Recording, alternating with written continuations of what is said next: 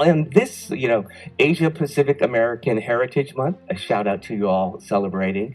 Some say, well, no, it's Asian American, Native Hawaiian, Pacific Islander Heritage Month. And that just reflects the diversity of the Asian American population. I think it's distinctly being any form of Asian or any form of minority is a constant tug between holding something you hate and holding something you love, both affliction and affirmation at once.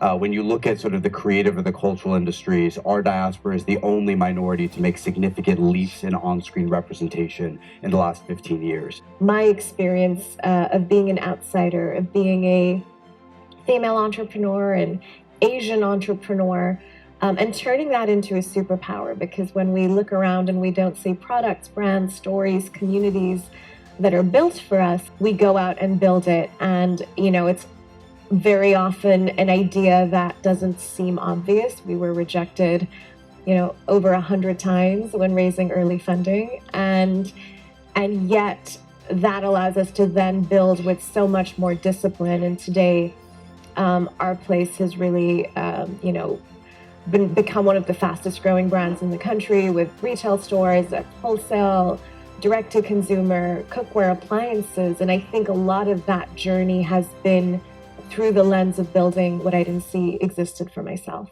I've been in Silicon Valley for almost 27 years now. I've seen a lot. I was there with Jerry Yang when Yahoo started, and I was fortunate enough to have an Asian American inspiration and leader work for someone like that.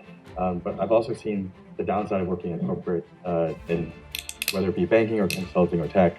The numbers are very clear. I was fortunate at Yahoo that we had many Asian American executives, but the numbers are 43% of the workforce in tech in Silicon Valley are Asian, but only 20% are executives. So I thought, well, if this ceiling exists for all the Asian American professionals there, why don't we build our own houses?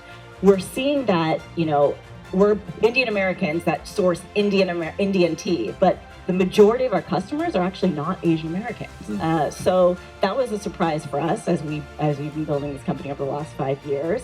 We talk about the Asian American identity. I mean, yes, I was bullied through school. I was totally the person who was, never ever looked at as part of the gang, but I was like, there is beauty in that, and there is something really incredible. And that's why, I think when I became an entrepreneur, I was very lucky to have my community support me. My first few rounds, I raised almost from entirely South Asian angel investors. One of the great things about being at the Milk Institute is the opportunity to use the platform to help others.